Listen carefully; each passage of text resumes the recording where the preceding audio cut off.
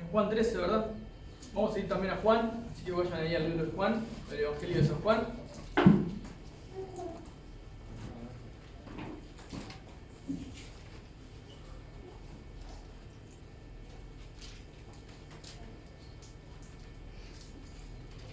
Libro de Juan, Evangelio de San Juan, el capítulo 8. Capítulo 8 de Juan.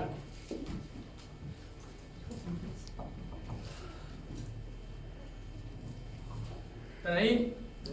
Bien. Bueno. Hoy vamos a estar viendo parte de algo que ya les compartí en algún momento, pero en realidad vamos para tener un contexto de lo que les voy a enseñar hoy o les voy a predicar hoy. Juan capítulo 8, hubo una oportunidad que les prediqué desde el verso 31 al 38, que dice: la verdad los hará libres. Si lo tienen ahí lo van a poder leer. Y yo ahí hice énfasis en una palabra que en griego significa meno, o se habla y se dice meno, y significa permanecer. Y hablamos de la importancia de permanecer en su palabra, quedarse, esperar, hacer morada, para ser verdaderamente un discípulo de Jesús, o el discípulo de Jesucristo. Permanece, es perdurable, persevera, persiste, se queda en la palabra, la tiene como forma de vivir. Y eso fue, a muy grandes rasgos, lo que compartimos sobre la verdad los hará libres, aquellos que perseveran en la palabra, que conocen la palabra, que crecen en la palabra de Dios, que abrazan la palabra como regla de conducta y de fe de sus vidas. Y hablamos que la palabra, o el verbo encarnado, la palabra hecha carne es Jesús, las enseñanzas de Jesús, lo que Él ha enseñado, su verdad está escrita, y aquellos que perseveran en ella son verdaderamente libres. Entonces hablamos de una libertad condicional y una libertad incondicional, que es la que Cristo da, es una verdad incondicional, una libertad incondicional, sin condiciones. Y hoy quiero leerles un poquito más, pero de esto mismo, pero del final de estos pasajes, para entrar en lo que vamos a compartir hoy. Vamos a leer Juan 37. Juan 37, le voy a leer ahí un par de versos. Juan 37.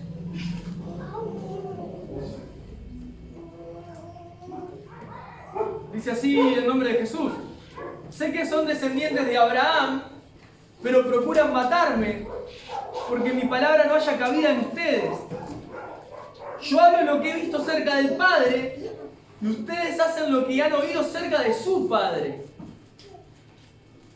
Respondieron y le dijeron: nuestro padre es Abraham. Jesús les dijo: si fueran hijos de Abraham, las obras de Abraham harían. Está ahí, en principio. Para ponernos un poquito en contexto, esto es una charla entre judíos que estaban comenzando a creer en Jesús y Jesús, ¿verdad? Esa es una charla entre Jesús y estos judíos que habían creído en Él en primera instancia. Y Jesús en este pasaje, en el verso 37, dice: yo sé que ustedes son descendientes de Abraham. ¿Y qué pasaba con el pueblo judío? ¿O qué pasa hasta el día de hoy? Al entender que vienen de la descendencia de Abraham, el padre de la fe, ellos creen ser hijos de Abraham y creen que por ende, por linaje o por descendencia, tienen la vida eterna asegurada porque Dios los escogió a ellos. Es bien interesante saber esto, porque ellos creyeron o crecieron entendiendo que venían de generaciones en generaciones de personas que estaban en un pueblo que había sido escogido por Dios. Lo interesante de esto es que si hacemos una similitud bien rápida, es lo mismo que va a pasar a todos nuestros hijos que crecen dentro de la iglesia. Van a creer que tienen el cielo ganado por estar acá adentro, si entienden mal la Biblia. A ellos les pasaba eso, creían que por descendencia nosotros ya estamos del otro lado, por decirlo de una manera muy coloquial, ¿no? Y nuestros hijos, si no crecen en la verdad de Dios y no permanecen en su verdad, son tan incrédulos como el que anda allá afuera que no quiere saber nada con Jesús. Por simpatizar con Cristo no vas a llegar al cielo. Esa es la realidad.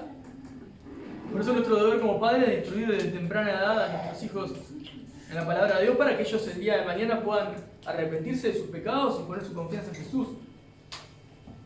Esto es como algo, ¿no? Como un algo más de todo lo que vamos a ver. Pero me parece interesante eso para ponernos en contexto. La charla de Jesús era con estos judíos que creían, vamos a decir así, tener el cielo ganado. Y Jesús le dice, yo sé que son descendientes de Abraham, pero procuran matarme. No le dices, yo sé que son linaje de Abraham, sino que son descendientes. O sea, como diciendo, la diferencia en qué estaría bueno. Una cosa que él dice descendiente, como diciendo, mirá, yo sé que tu familia, vamos a traer algo para acá, ¿no? Yo sé que tu familia va a la iglesia, ¿no? Pero no le dice, yo sé que ustedes vienen de generación de personas salvas y ustedes son salvos, ¿no? Dice, yo sé que ustedes son descendientes de Abraham, pero procuran matarme. Es como, bueno, yo sé que ustedes se congregan con su familia los domingos, pero ustedes hacen cualquier desastre durante la semana. Algo así. Entonces dice, ustedes procuran matarme porque mi palabra no haya cabida, no haya lugar en ustedes. La palabra de Dios no está encontrando espacio en la vida de estos judíos. Y Jesús lo sabe. Incluso, obviamente, sabe que son descendientes de Abraham, sabe todas las cosas de ellos, pero le dice, yo sé que son descendientes de Abraham, pero ustedes están buscando matarme a mí. ¿Por qué me buscan matar? Porque lo que yo hablo no lo quieren escuchar. No quieren que tenga lugar en su corazón. Por eso se levantaban contra Jesús para matarlo. Y le está hablando a judíos que, si nosotros leemos un poco más atrás, que es la prédica que ya había compartido hace un tiempo atrás, habían creído en primera instancia en él. Por eso le dijo a él, pero no solamente es querer, sino que tienen que permanecer en mi palabra. ¿Verdad? Los que permanecen en mi palabra serán verdaderamente mis discípulos. No es lo que dicen, bueno, creo, sino lo que permanecen. Entonces, Jesús le respondieron ellos, ¿no? Respondieron y le dijeron, nuestro padre es Abraham. Como diciendo, mirá, no sé qué querés decir con esto que somos descendientes nada más, pero nuestro padre es Abraham. Jesús le dijo, si fueran hijos de Abraham, como diciendo, si realmente, ¿no?, viven como descendientes, como hijos verdaderos, legítimos de Abraham, las obras de Abraham harían. O sea, si lo llevamos a lo más nosotros, ¿no?, una familia, lo que sea, o cualquiera de nosotros que educa a sus hijos y que fuimos educados por nuestros padres, vamos a tener una cantidad de características de ellos porque ellos nos criaron, para bien o para mal hablando, ¿no? Entonces lo que dice Jesús es, si ustedes realmente vivieran o supieran realmente quién es Abraham, ustedes no harían las obras que están haciendo hoy, harían las de Abraham. Pero no están haciendo las de Abraham, están haciéndolas ustedes. Entonces, Jesús les deja claro, si fueran hijos de Abraham, las obras de Abraham harían. Y el 40 dice, pero ahora procuran matarme a mí, hombre que les he hablado la verdad, la cual he oído de Dios. No hizo esto Abraham. ¿Qué está haciendo Jesús? Colocándose, obviamente, demostrándole que Jesús es superior a Abraham, al padre de la fe. 41. Ustedes hacen las obras de su padre. Imaginen la charla, porque yo imagino que Jesús le está diciendo, si fueran hijos de Abraham, o sea que su padre ya no es Abraham para Jesús, harían sus obras. Pero ustedes procuran matarme a mí. Yo les he hablado la verdad, ¿no? La cual he oído de Dios. Esto no lo hizo Abraham con ustedes. Jesús está diciendo, yo soy superior a Abraham.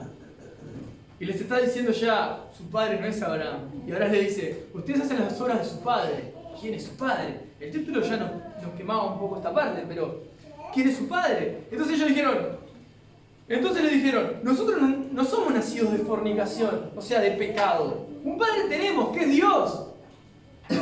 Eso es lo que el pueblo judío, los judíos que estaban ahí, le decían a Jesús, nuestro padre es Dios.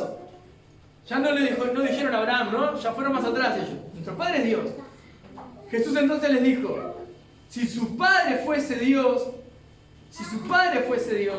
ciertamente me amarían, porque yo de Dios he salido y he venido, pues no he venido de mí mismo, sino que Él me envió. Voy a leerles el 43 y voy a volver al 42. Dice, ¿por qué no entienden mi lenguaje? Y vuelve a decirle lo del principio.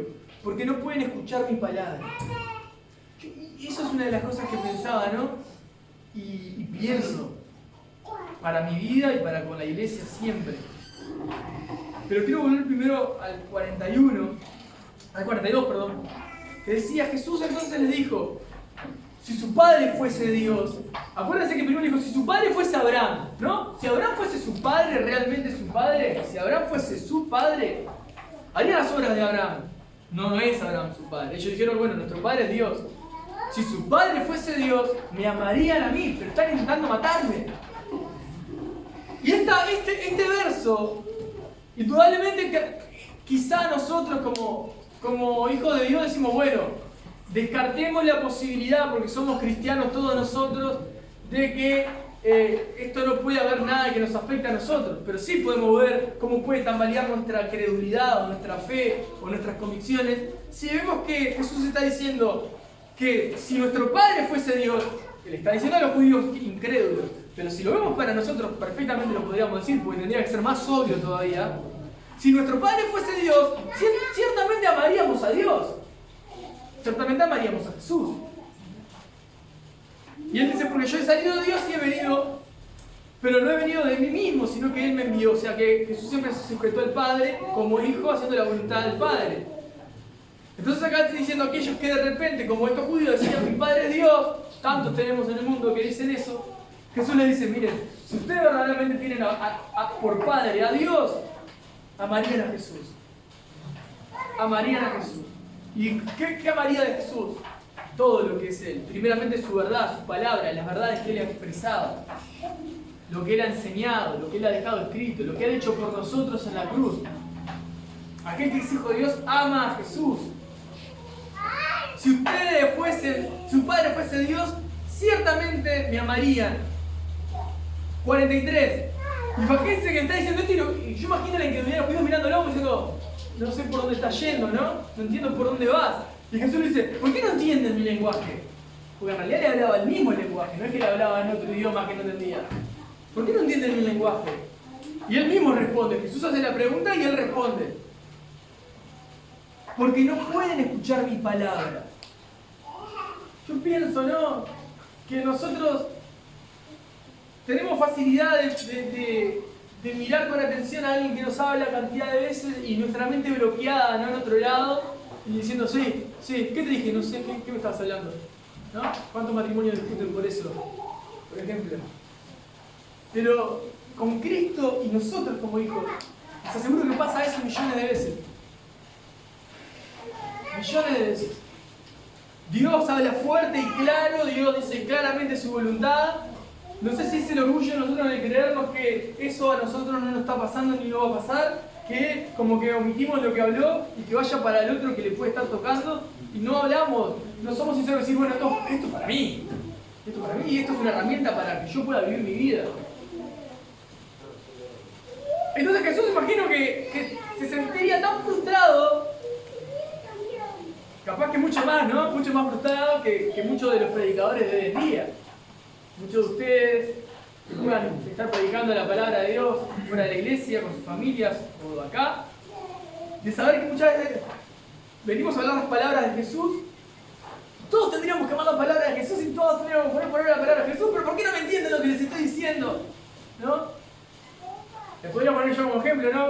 Como pastor puedo predicar la palabra hoy y decir, bueno, este es el mensaje de Dios, hermanos, y a los 10 minutos de un mensaje de ustedes, no sé, pidiéndome oración por todo lo contrario a lo que decía la palabra de hoy, por ejemplo, decir, pero no estuvo hace una hora sentado escuchando 45 minutos, 55 minutos de un mensaje que hablaba justamente de eso, para que no hiciera eso. No es algo que vaya a pasar, digo, es algo que me ha pasado millones de veces. Pero no pasa eso. Sí, pero ¿no escuchaste?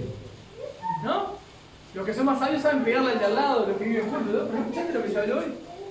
Pero la realidad es que no es para el de al lado, es para uno. Jesús dice, si vos me amás, vas a amar mis palabras. Si vos me amás, vas a entender lo que yo hablo. ¿Por qué no entienden mi lenguaje? Porque no pueden escuchar mi palabra. ¿Por qué no pueden escuchar su palabra? Como decía al principio, porque no haya cabida en ellos. No tienen interés de que su palabra esté en su corazón. No tienen interés que la palabra transforme. Eso es lo más increíble, que la palabra de Dios transforma los corazones. La palabra de Dios transforma la mente, la forma de pensar, la forma de ver la vida. Ayer o antes de ayer conversaba en casa y una de las cosas que le decía, decía, mira, esto digo, que vengo pensando es fuerte, ¿no? Pero Si yo estoy casado y mi condición de casado no es en Dios, mi matrimonio es vanidad. Si mi condición de papá hoy, si no fuese en Dios, si no Dios no estuviese en el medio, mi hija sería una vanidad más de la vida, como una meta a alcanzar. Vas a ser una idolatría para mi vida. Vanidad y vanidades, todo es vanidad. Y cuando escuchamos al predicador, ¿no? En Eclesiastés diciendo vanidad y vanidades, todo es vanidad, asociamos todo lo material. No pensamos en el matrimonio, no pensamos en los hijos, no pensamos en la familia, no pensamos en los amigos. Todo es vanidad, no algo, no es lo material. Todo es vanidad. Todo es una falsa gloria, todo es una falsa esperanza. Llegás hasta ahí y te seguís sintiendo vacío. Pero pensé que iba a estar llena mi vida después de esto.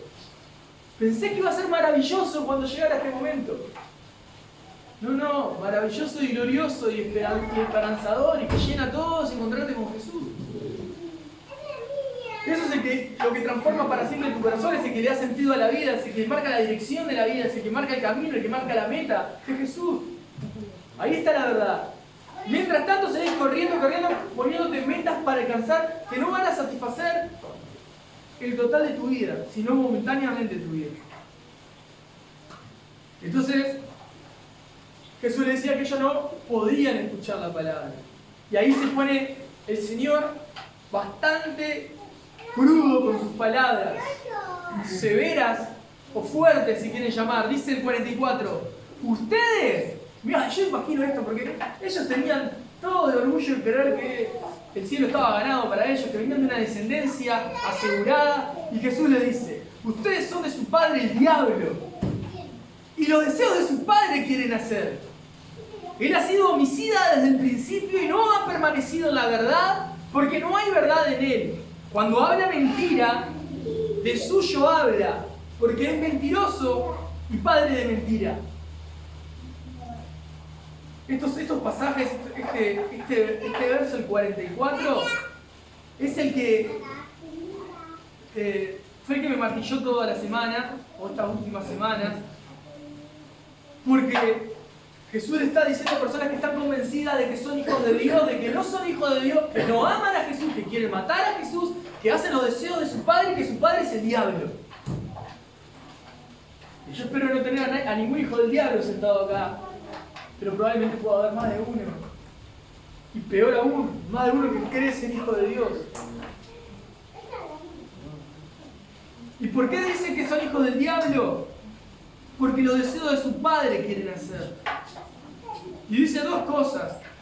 Él ha sido homicida desde el principio, el diablo ha sido asesino desde el principio, o sea que no en primera persona, el homicida que hizo no asesinó en primera persona, ¿no? Provocó algo directamente desde sus manos, no fue un asesino, vamos a decir en ese sentido, fue un homicida porque provocó la muerte espiritual de Adán y Eva y de toda la descendencia que nace de ellos, de todo el mundo. Que fue un homicida desde el principio. Y mentiroso. Ahora, de estas dos cosas, lo que me trabajaba en mi corazón y me inquietaba para poder traerles hoy, desesperadamente, para que ustedes puedan, que tenga que arrepentirse y que tenga que proclamar esta verdad a otros, proclamarla. Él ha sido homicida desde el principio y no ha permanecido en la verdad porque no hay verdad en él. Y Jesús estaba haciendo esta comparación con el pueblo judío que creía ser hijos de Dios. Está diciendo, no, ustedes no son hijos de Dios, son hijos del diablo. Porque los deseos del diablo hacen. Cuando habla mentira, de lo suyo habla. Y acá hay algunas características del diablo, ¿no? No permanece en la verdad, no hay verdad en él. Cuando habla mentira, habla del mismo, porque él mismo es mentiroso.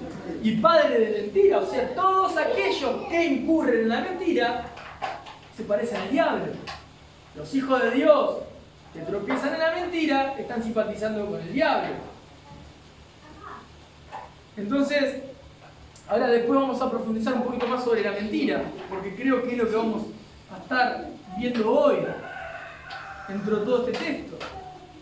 El 45 dice, típicamente, ¿no? El que abraza la mentira no abraza la verdad. Y Jesús dice, y a mí, porque les digo la verdad, no me creen. No tienen interés de creerme, porque no están abrazando la verdad, quieren la mentira. La mentira es más satisfactoria, momentáneamente, ¿no? La verdad duele, hiere, lastima, genera heridas profundas, lleva más tiempo. Golpea el orgullo. 46. ¿Quién de ustedes me redarguye de pecado? ¿Quién de ustedes me puede señalar que estoy en falta? Dice Jesús, ¿no? Pues si digo la verdad, ¿no? ¿Por qué ustedes no me creen?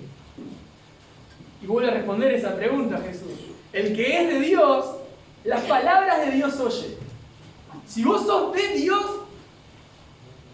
yo te podría preguntar qué estamos hablando en este momento y me vas a decir, estamos hablando de esto, de esto. ¿Por qué? Porque te estoy oyendo. No a vos, sino quien habla a través tuyo, la palabra de Dios. Me fui con todo acá y bajó acá y transformó las dos cosas. Y no por la autoridad que vos puedas tener predicando, sino por la autoridad que tiene la palabra de Dios, porque la palabra de Dios es viva, es eficaz, transforma nuestras vidas. El que es de Dios, las palabras de Dios oye. Por esto ustedes no oyen, por esto ustedes no la están oyendo, porque no son de Dios. Porque no son de Dios. Que golpea el orgullo para aquel que quiere ser algo y no lo es, ¿no? Yo pienso en algunas características del diablo y pienso también en la sopa de hijos, porque Jesús dice,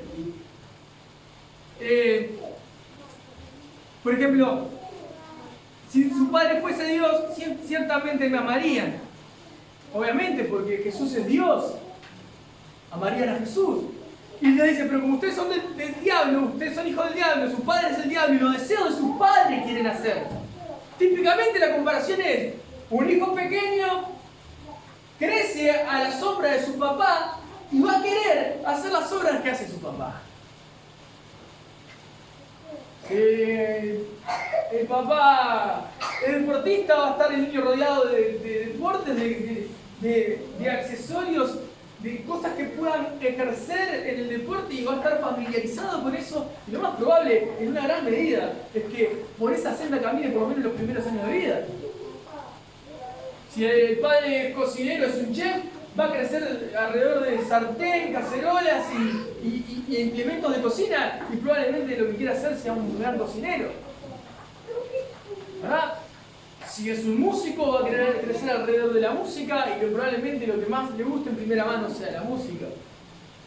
Entonces, los deseos del hijo son hacer los deseos del padre. Los hijos de Dios desean hacer la voluntad de Dios. Deseamos hacer la voluntad de Dios.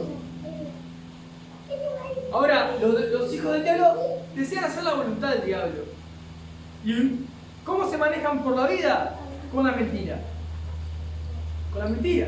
Y yo le quiero poner ejemplos a ustedes para que ustedes se sientan bien incómodos, o para que puedan decir, gracias Señor por hacerme libre de esto, o para que puedan decir, Señor, guardame de no caer en esto, o decir, Señor, me arrepiento porque todo lo que escucho soy así. Pero la persona mentirosa, el mentiroso, fíjense cómo hace el mentiroso.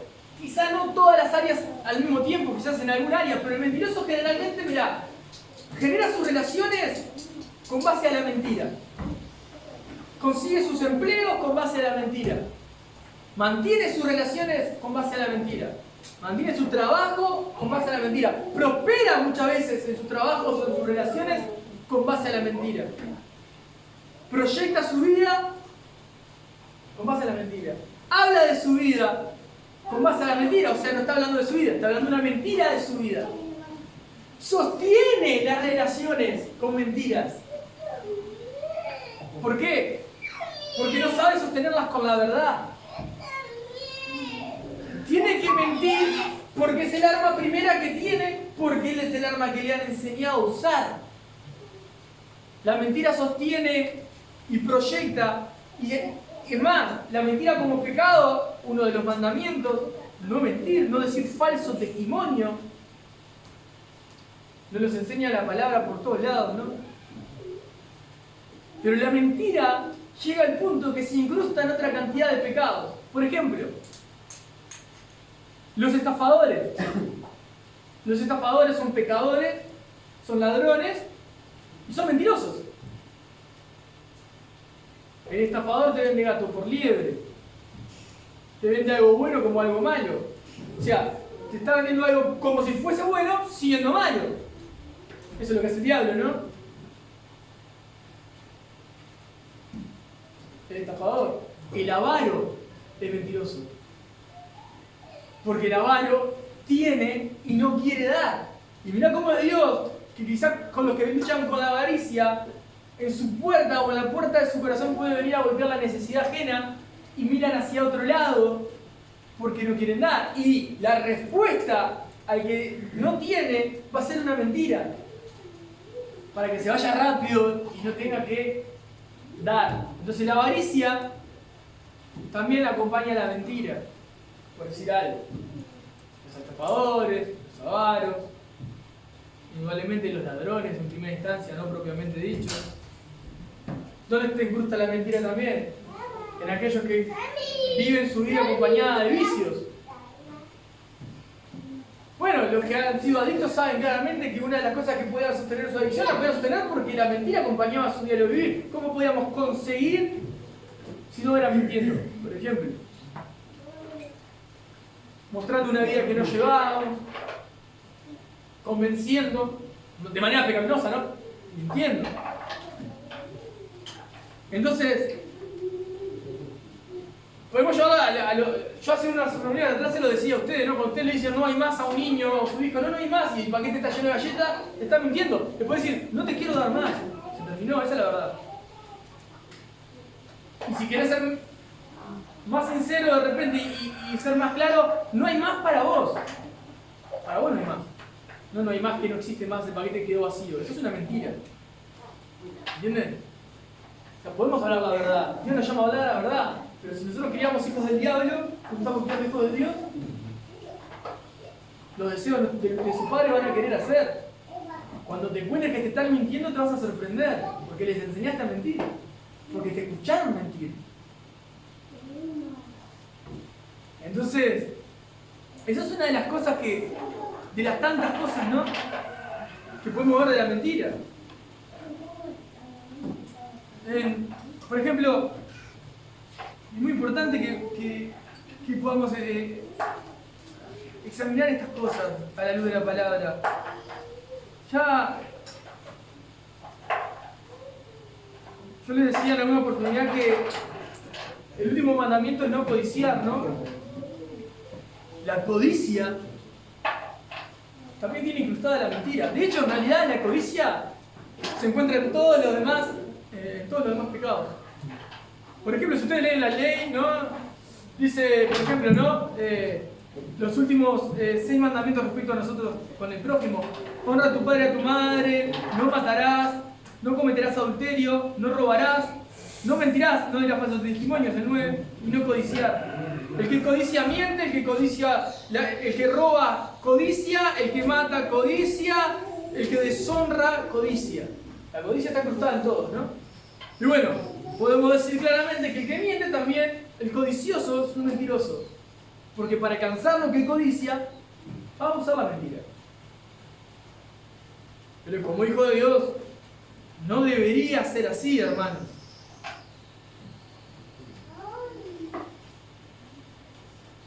Yo pienso mucho en eso. No podemos decir, no somos mentirosos nosotros. No, todo el ser humano miente. Porque está en un cuerpo corrupto, pecador. No hay uno que podamos decir nosotros, no, nunca miento. Hoy no mentí en todo el día, hace 2 semanas que no miento. No, sos un cuerpo corrupto, vas a mentir. Ahora, que te domine la mentira, que sea tu arma. Mecanismo de defensa. Frente a un momento de presión, no sé qué hacer, miento. No sé cómo responder, miento. Y eso no quiere decir que frente a la necesidad de responder con la verdad, frente a la persona que tenga, si es un débil en la fe, si es una persona que es frágil, vos tenés que tener sabiduría para decir la verdad, porque la verdad sin amor es un arma que mata nada más y hiere. De ahí podemos desprender también, y eso sería para otra prédica, ¿no? Pero es algo que vengo pensando en estas semanas para con mi vida. Todo me es lícito, pero no todo edifica. Y generalmente lo asociamos con uno mismo, cuando tiene que tomar una decisión. Yo tengo que pensar si me edifica, porque todo me es lícito, pero no todo edifica. No va respecto a tu persona eso. Eso no apunta a tu vida personal. Si el pasaje no habla de vos, si el pasaje habla de vos con respecto a tus hermanos, todo te es lícito hacer, todo te es lícito, todo es legal delante de Dios contigo. Porque fuiste libre, pero no todo edifica. ¿A quién? A tu hermano.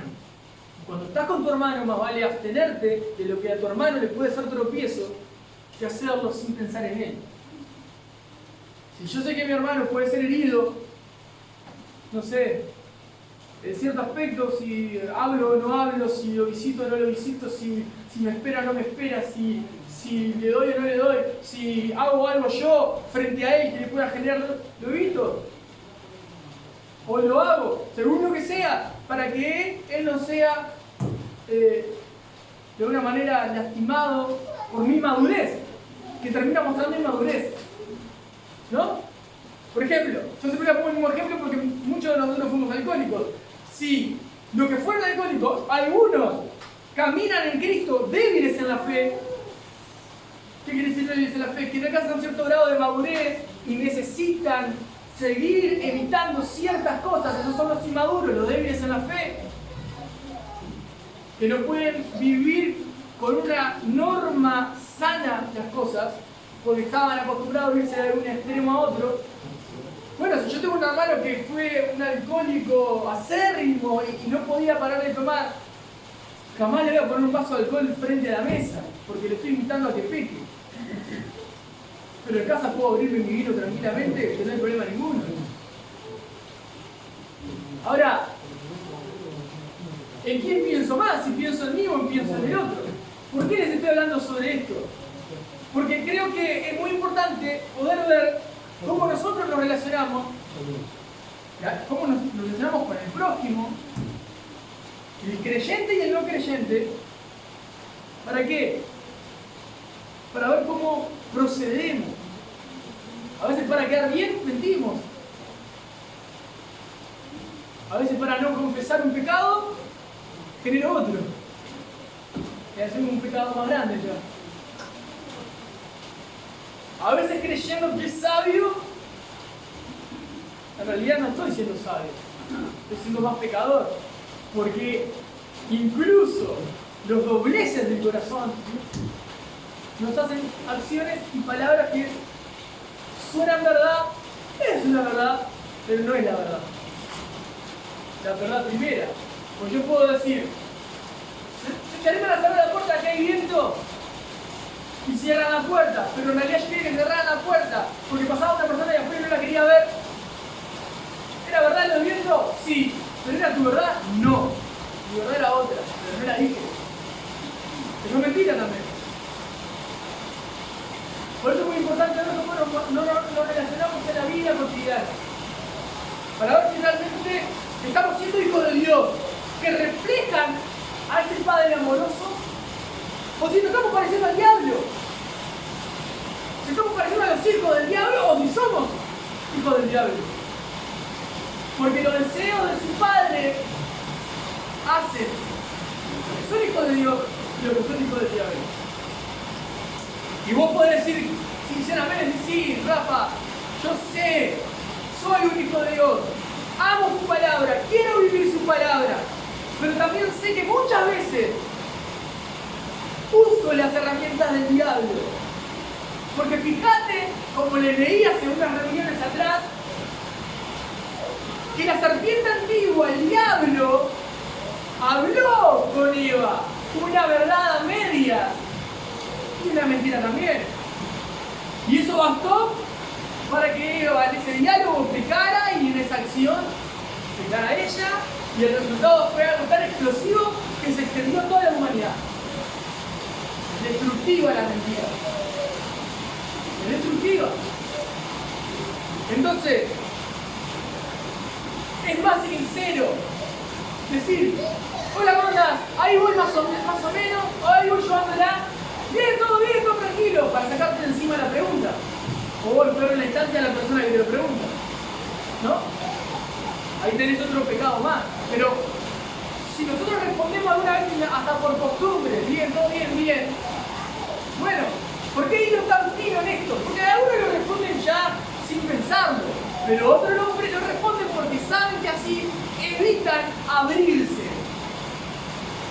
No tengo ganas de hablar con él. Entonces, sí, bien, todo bien. ¿No? Nunca les pasó ofenderse y en el medio de la ofensa no estar ofendidos. La persona quiera seguir hablando, no, todo bien, no está todo bien. Nadie todo bien porque querés que se deje de hablar el tema. Es más sencillo decir, mirá, estoy por explotar el mira, no estoy en condiciones para hablar contigo. O no tengo ganas de escucharte en este momento porque todo lo que me digas te voy a responder mal. Te decir está todo bien porque no está todo bien. Ayer tuve una situación en mi trabajo así, con las autoridades, ¿no? La supervisora, le mando un saludo si me está escuchando, y a mi compañero que es el encargado, ¿no?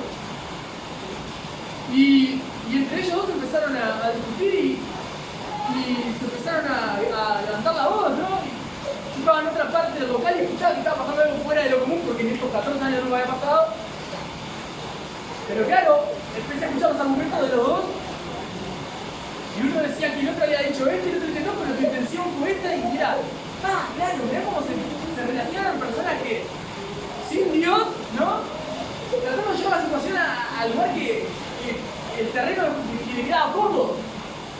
Y la realidad, bueno, tratar de mediar, no podés tampoco en ese momento mucho porque tampoco están para escucharte a vos. Entonces, lo que al final decir fue, mirá, no están en condiciones de estar hablando en este momento.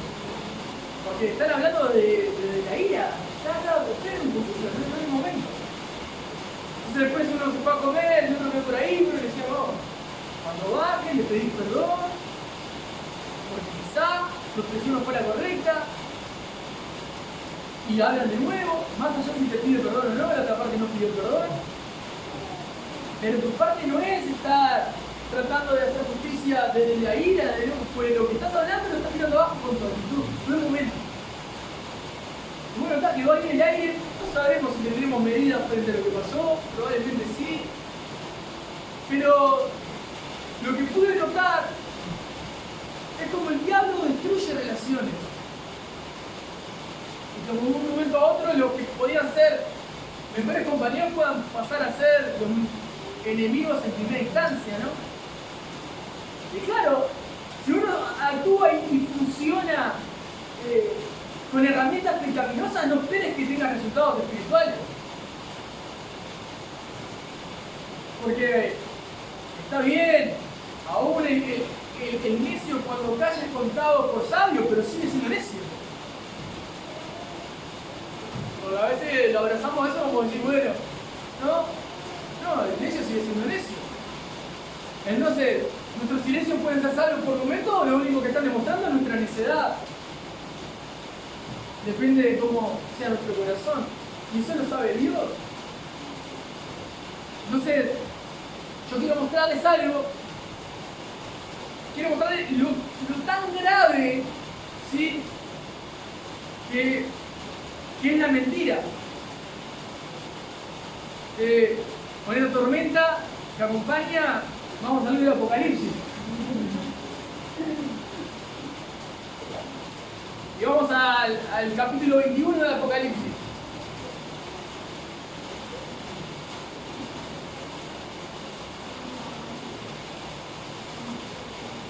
¿Lo tienen ahí?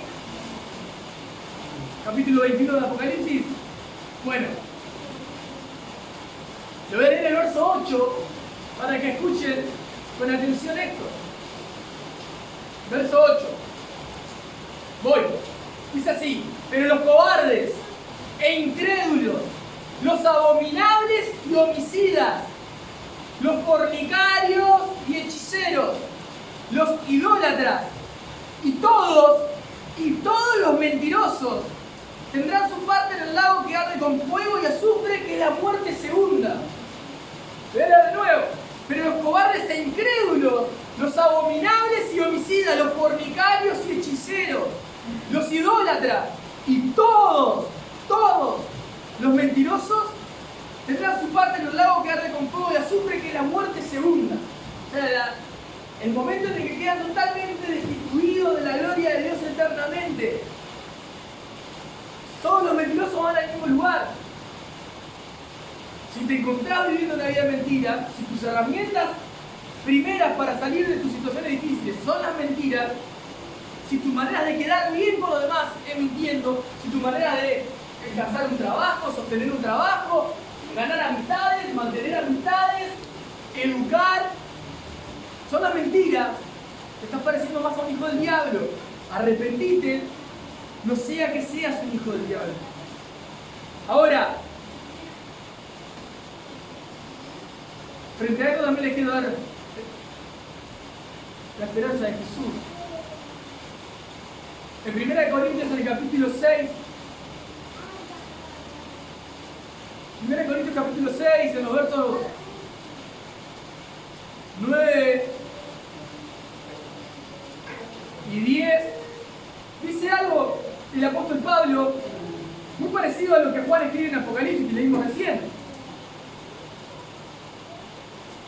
Escuchen lo que Dios nos está diciendo esta mañana y replanteen su forma de vivir, por favor. Dice el verso 9 y el verso 10.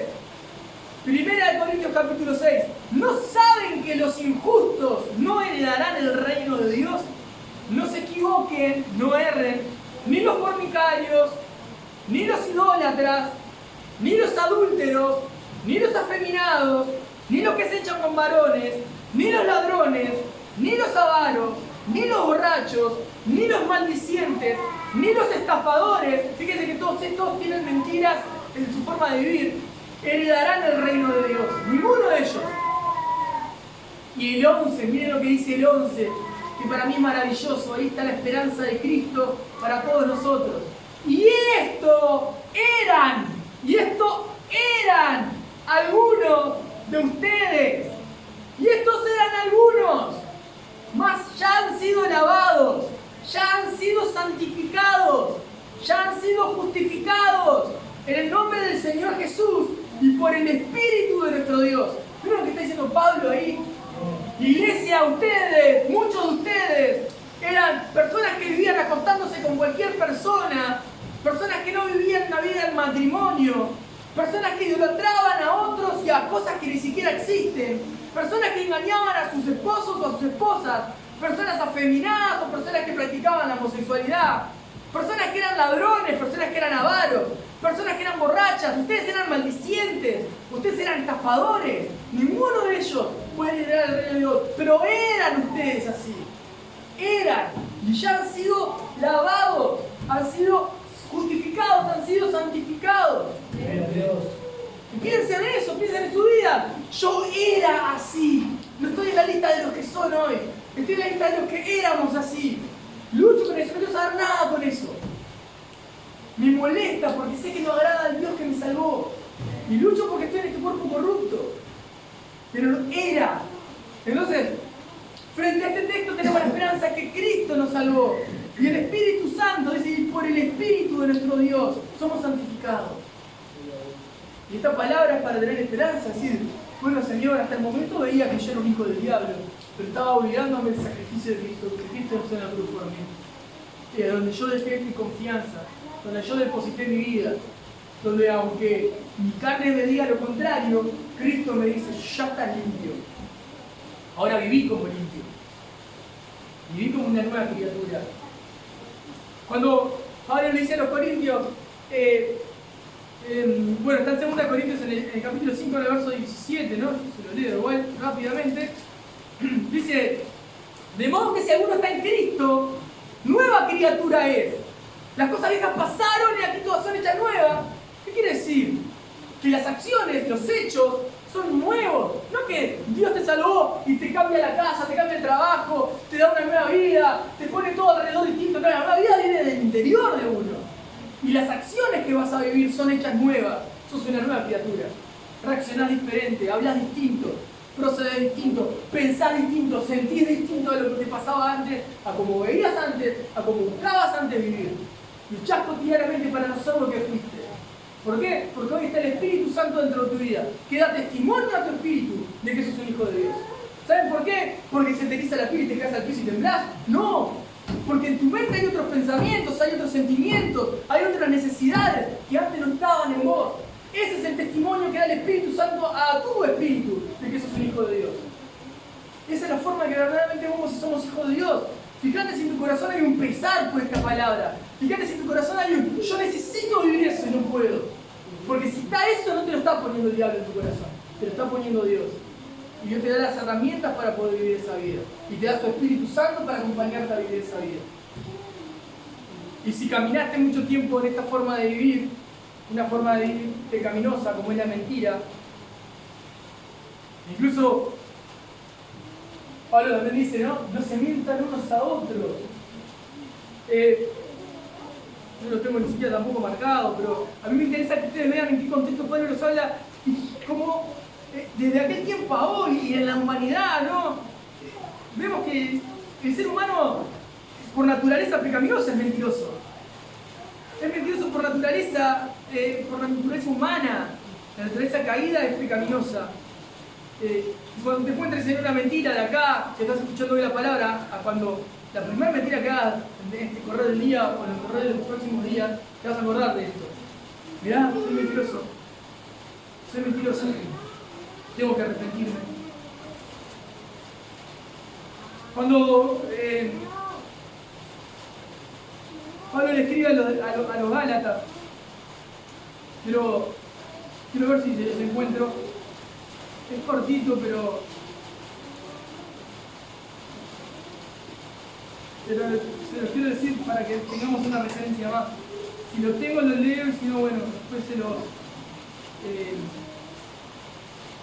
acá, el verso 7 del capítulo 6, dice, no se engañen.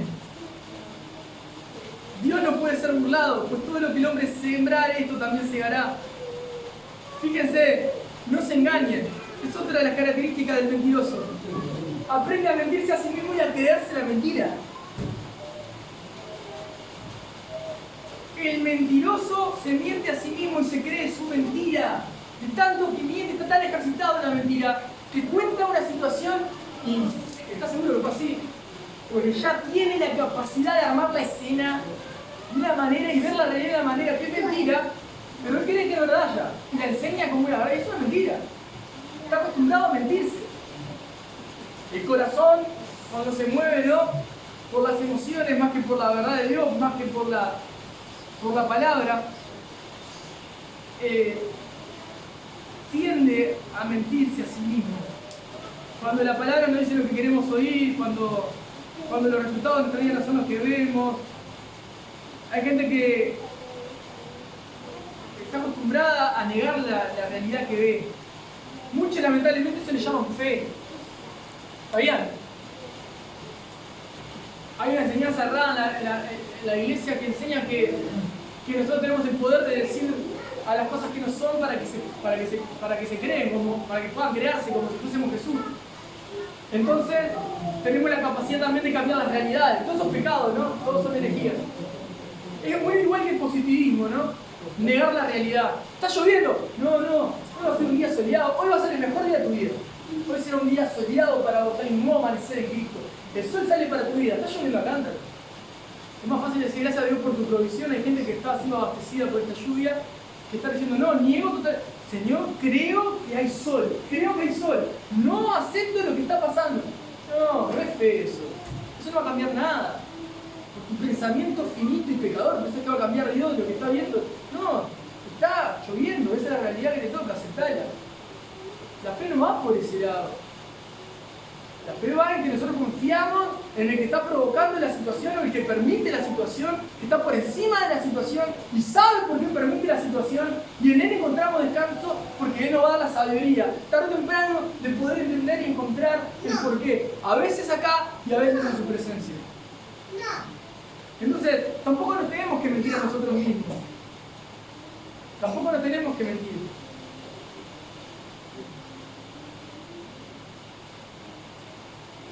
Quería leerles algo más, pero creo que es más que suficiente con lo que les he compartido. Hermanos, no mientan. sean mentirosos. No traten de ganar ventaja en la carrera angosta, sean ventajeros, ¿no? No sean ventajeros. El ventajero... Hay gente que sabe... a ver, por ejemplo, le voy a poner el tema de los estudios, ¿no? Siempre tenías a alguien en la clase que cuando mandaban los deberes lo hacía la clase antes de irse. ¿No?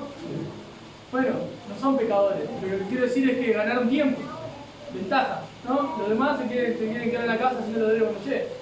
Ganaron ventaja, es bueno. Entonces podemos ganar ventaja de manera bien y podemos ganar ventaja de manera pecaminosa. Ahora, si el ventajero ahora le dice al de al lado, ¿me haces los deberes ahora si yo no los tengo que hacer? Bueno, también es ventajero. Pero es pecado esa forma de ganar ventaja. Entonces, hay personas que tienden a querer ganar ventaja de manera pecaminosa. Hay otros que usan herramientas legítimas para ganar ventaja. ¿Qué quiere decir ganar ventaja? Bueno, ganar tiempo, ¿no? Hay cosas genuinas que son correctas. Hay otras que son pecaminosas. Y en la carrera como cristianos no tenemos que buscar mentir. Por más que parezca que no estamos haciendo nada grave, nos estamos pareciendo más al diablo que a Cristo. Oramos. Bendito Dios, gracias por tu palabra.